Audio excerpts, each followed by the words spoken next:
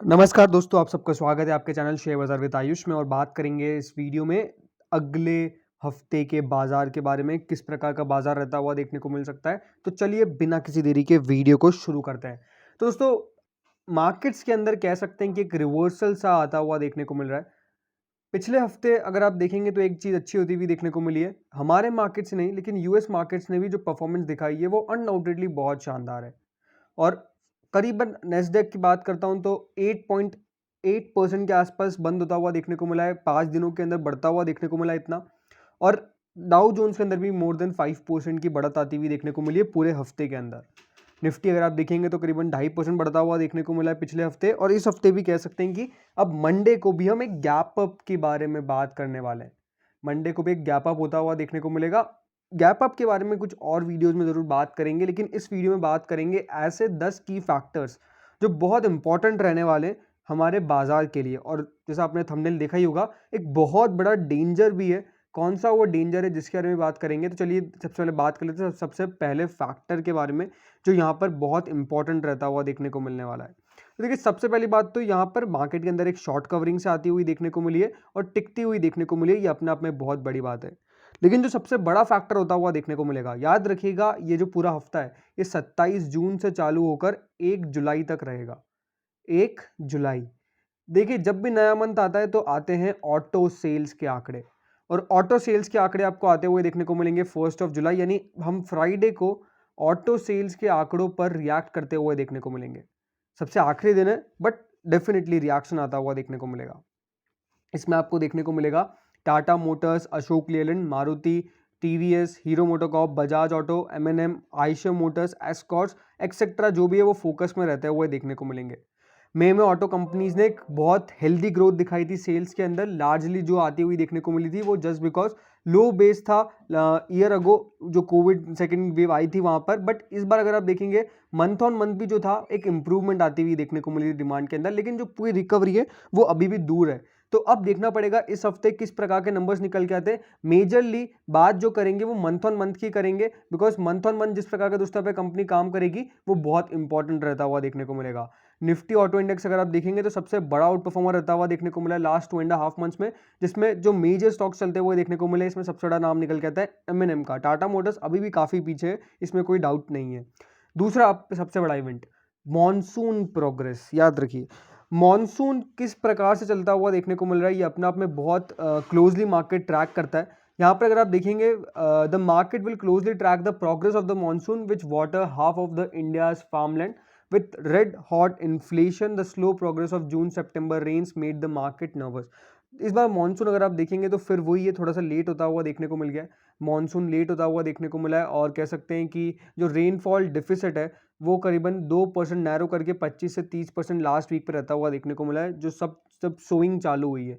तो मानसून किस प्रकार से प्रोग्रेस करता है वो बहुत इंपॉर्टेंट है। अभी भी अगर आप देखेंगे तो एक स्लो स्टार्ट होती हुई देखने को मिली है। और जो क्यूमुलेटिव रेनफॉल डिफिसिट है 1 से 23 जून के बीच में, वो करीबन 2% आपको लॉन्ग पीरियड एवरेज से इंप्रूव होता हुआ देखने को मिलता है। तो वो 25% तक चला गया था। सो कह सकते हैं कि यहाँ पे बहुत इंपॉर्टेंट है कि मानसून किस प्रकार से रहता हुआ देखने को मिलता है। बात करता हूँ मानसून की, तो फ्लड भी आते हुआ देखने को मिला है आसाम और उसके नेबरिंग एरियाज के अंदर, जो अपने आप में एक दिक्कत वाली बात आती हुई देखने को मिली है। लेकिन जो इंडिया का मेट्रोलॉजिकल डिपार्टमेंट है, उन्होंने ये कहा है कि एक्सपेक्टेड है कि 103% रेनफॉल होती हुई देखने को मिलेगी।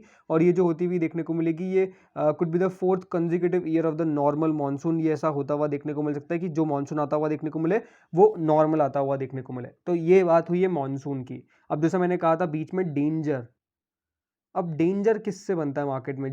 डेंजर दोस्तों बनता है आंकड़ों से।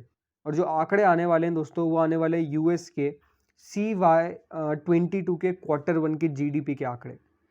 यूएस के देखिए quarterly GDP growth rate numbers आते हुए देखने को मिलेंगे। डेट याद रखिएगा 29 जून। अगर देखिए आंकड़े खराब निकल के आते हैं तो मार्केट में फिर गिरावट बन जाएगी। जो मार्केट ने यहाँ पे रिकवरी दिखाई है वो फिर से आपको यहाँ पर गिरावट में तब्दील होती हुई देखने को मिल जाएगी। तो इस बार मान के चलिए, अगर नंबर्स खराब आते हैं तो रिसेशन इज डेफिनेटली आपको यहाँ पे आता हुआ देखने को मिल गया। रिसेशन आप मान के चलिए, यहाँ पर टिक लगा दीजिएगा कि हाँ, मार्केट में रिसेशन स्टार्ट, रिसेशन स्टार्ट होता हुआ देखने को मिल चुका है। और ये अपने आप में कह सकते हैं कि अगर इस बार नंबर्स खराब निकल के आते हैं तो दिक्कत वाली बात मार्केट्स के लिए तो डेफिनेटली रहती हुई देखने को मिलेगी। यूएस की इकोनॉमी ये इंडिकेट करती है कि 1.5% जनवरी से मार्च 2022 के बीच में वीक रहा था, जो एस्टिमेट लगाया था 1.4% कॉन्ट्रैक्शन का, ये एस्टिमेट लगाया गया था। यूएस अभी भी अगर आप देखेंगे पूरा रिसेशन में अभी तक ऑफिशियली नहीं आया, लेकिन अगर ये नंबर्स निकल के आ जाएंगे तो the USA would officially enter into recession if they post a negative growth and thus this could have a spill over effect on the global markets. सो ये बात बहुत इंपॉर्टेंट है कि यूएस ऑफिशियली अगर आपको रिसेशन में आता हुआ देखने को मिलेगा तो वो सिर्फ इस बार के Q1 के CY 22 के जीडीपी के आंकड़े पे आता हुआ देखने को मिलेगा। और ये 29 जून डेट नोट करके रखिएगा, इस समय मार्केट में बहुत ज़्यादा आपको उथल पुथल होता हुआ देखने को मिलेगा। कुछ और ग्लोबल क्यूज के बारे में बात कर लेते हैं। तो यूनाइटेड स्टेट्स मंडे को याद रखिएगा ड्यूरेबल गुड्स ऑर्डर्स आते हुए देखने को मिलेंगे। ट्यूसडे को आपको देखने को मिलेगा वहाँ के housing price index, wholesale inventories estimates आते हुए देखने को मिलेंगे। Wednesday is the most important date. Thursday को इनिशियल जॉबलेस क्लेम्स आते हुए देखने को मिलेंगे, पर्सनल इनकम आती हुई देखने को मिलेगी। और फ्राइडे को S&P ग्लोबल मैन्युफैक्चरिंग के PMI के आंकड़े और कंस्ट्रक्शन स्पेंडिंग आती हुई देखने को मिलेगी। यूरो एरिया में भी अगर आप देखेंगे तो यूरो एरिया के अंदर सबसे इंपॉर्टेंट बात है कि इकोनॉमिक सर्विसेज और इंडस्ट्रियल सेंटिमेंट्स के आंकड़े आते हुए देखने को मिलेंगे और कंज्यूमर कॉन्फिडेंस होता हुआ देखने को मिलेगा। अनएम्प्लॉयमेंट रेट आती हुई देखने को मिलेगी यहाँ पे थर्सडे को, और S&P के ग्लोबल मैन्युफैक्चरिंग PMI के आंकड़े जो आपको आते हुए देखने को मिलेंगे। जापान में भी कुछ इंपॉर्टेंट डेट्स यही है। चाइना में अगर आप देखेंगे तो सिर्फ फ्राइडे को कैक्सिन मैन्युफैक्चरिंग PMI के आंकड़े आते हुए देखने को मिलेंगे। अब बात करते हैं अगले फैक्टर के बारे में, जो है ऑयल प्राइसेस। लगातार दोस्तों यहाँ पर अगर आप देखेंगे तो जो एलिवेटेड प्राइस है, ये कह सकते हैं ऑयल इंपोर्टिंग कंट्रीज को काफ़ी दिक्कत दे रही है, भले वो इंडिया ही हो। इंडिया याद रखिएगा 85% अपनी रिक्वायरमेंट जो है वो इंपोर्ट से पूरी करता है। High oil prices due to tight supply mid the Russia Ukraine war, ये रिजल्ट करती है सैंक्शंस। मॉस्को एक मेजर वरी है इंडिया के लिए। अब जिस प्रकार से दोस्तों यहाँ पर अभी जो आता हुआ देखने को मिला है, इंडिया का फॉरेक्स रिजर्व घटा है, ये भारत के लिए अपने आप में देखिए एक बहुत बड़ी चिंता का सबक है। रिजर्व बैंक ऑफ इंडिया क्या कहता है कि जो फुल फाइनेंशियल ईयर का इन्फ्लेशन है वो 6.7% आ सकता है, पहले 5.7% से। सो ऑयल प्राइसेस को रुकना पड़ेगा। ऑयल प्राइसेस जितना बढ़ रहा है ये किसी भी मार्केट्स के लिए अच्छा नहीं है, स्पेशली हमारे मार्केट्स के लिए अच्छा नहीं है। इससे एक तो फॉरेक्स रिजर्व घटता हुआ देखने को मिलता है, इससे आपको देखने को मिलता है रुपये का कमज़ोर होना, इससे आपको देखने को मिलता है गवर्नमेंट की स्पेंडिंग का बढ़ना। ये अपने आप में कुछ दिक्कतें हैं जिसका यहाँ पर आपको डेफिनेटली नज़र रखना पड़ेगा। अगला आता है सबसे इंपॉर्टेंट फैक्टर हमारे मार्केट के लिए, FII की सेलिंग। फॉरेन इंस्टीट्यूशन इन्वेस्टर्स अगर आप देखेंगे लगातार बेचते हुए देखने को मिल रहे हैं, और कह सकते हैं कि इन्फ्लेशन के कारण, भले वो वॉर के कारण, लगातार सेलिंग जो है इनकी कंटिन्यू है। मार्केट में अपसाइड आती है बट वो वापस से रुक जाती है बिकॉज FII सेल कर रहे हैं। FII ने अभी तक 53,600 करोड़ के शेयर्स बेच दिए हैं सो फार जून के अंदर, और यहाँ पे कह सकते हैं थर्ड हाईएस्ट मंथली आउटफ्लो जो आता हुआ देखने को मिला है आफ्टर मार्च 2020। 54,300 करोड़ का प्रीवियस मंथ में आउटफ्लो किया है। सो ये जब तक नहीं रुकेगा तब तक दिक्कत है। भले DIIs आपको खरीदते हुए देखने को मिल रहे हैं, undoubtedly DIIs are the major support for the markets, for the Indian market. कह सकते हैं कि यहाँ पर DIIs नहीं होते तो आज आपको निफ्टी 12,000 भी देखने को मिल जाता, इतना सेलिंग किया है। सो ये निफ्टी और कह सकते हैं बचाने की पूरी कोशिश हो रही है, बट ठीक है, जब तक FIIs का पैसा आता हुआ देखने को नहीं मिलेगा बड़ी तेजी मार्केट में बहुत मुश्किल है।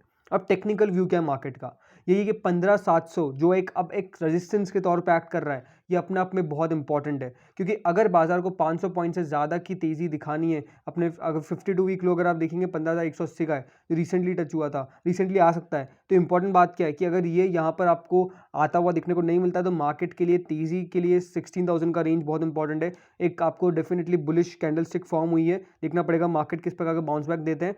सेवरल ग्लोबल इंडेक्सेस है जहाँ पे हमने बाउंस बैक देखा है, अपने सपोर्ट से बढ़ते हुए देखने को मिले, तो वो अपने आप में बेहद शानदार है। बट देखना पड़ेगा सेंटिमेंट्स किस प्रकार के रहते हुए देखने को मिलते हैं अप ट्रेंड के लिए। FNO की एक्सपायरी क्या है कि मार्केट डेफिनेटली वोलेटाइल रहता हुआ देखने को मिलेगा, भले वो मंथली FNO एक्सपायरी की बात करें। जो ऑप्शन डेटा सजेस्ट करता है कि यहाँ पे आपको निफ्टी एक ब्रॉडर रेंज में रहेगा 15,400 से 16,000 की, और यहाँ पे लोअर जो बैंड रहेगा निफ्टी का वो 15,000 रहता हुआ देखने को मिलने वाला है। सो कह सकते हैं कि बहुत इंपॉर्टेंट है मार्केट्स के लिए कि किस प्रकार से आपको रहते हुए देखने को मिलते हैं। कॉर्पोरेट एक्शन की बात करें तो देखिए यही है कि काफ़ी stock split, dividend, final dividend की डेट्स आती हुई देखने को मिलेगी, वो अपने हिसाब से आप ज़रूर चेक कर लीजिएगा। बट इंपॉर्टेंट बात क्या है कि पूरे मार्केट के लिए कि इकोनॉमिक डेटा पॉइंट्स, ये आखिरी पॉइंट है, इकोनॉमिक डेटा पॉइंट्स, इंडिया का फिस्कल डिफिसिट कितना है और जो आउटपुट डेटा है मई का वो 30 जून को रिलीज होता हुआ देखने को मिलेगा, ये बहुत इंपॉर्टेंट है। उसके एक दिन बाद आपको देखने को मिलेगा S&P का ग्लोबल मैन्युफैक्चरिंग PMI डेटा आता हुआ देखने को मिलेगा, और फॉरेन एक्सचेंज रिजर्व अपडेट जो आता हुआ देखने को मिला जून 24 से डिपॉजिट बैंक लोन ग्रोथ में, वो भी आपको आता हुआ देखने को मिलेगा 1 जुलाई को। तो बहुत इंपॉर्टेंट इवेंट रहने वाले हैं। इकोनॉमिक डेटा पॉइंट्स और यूएस का इस क्वार्टर का GDP ग्रोथ डेटा जो आता हुआ देखने को मिलेगा वो बहुत इंपॉर्टेंट है। अगर वो सही आता है तो आप मान के चलिए बाजार 16,000 क्या उसके पार निकल जाएगा, लेकिन अगर ये खराब आता है तो definitely 15,000 is on the cards. तो फ्रेंड्स इस वीडियो में इतना ही था।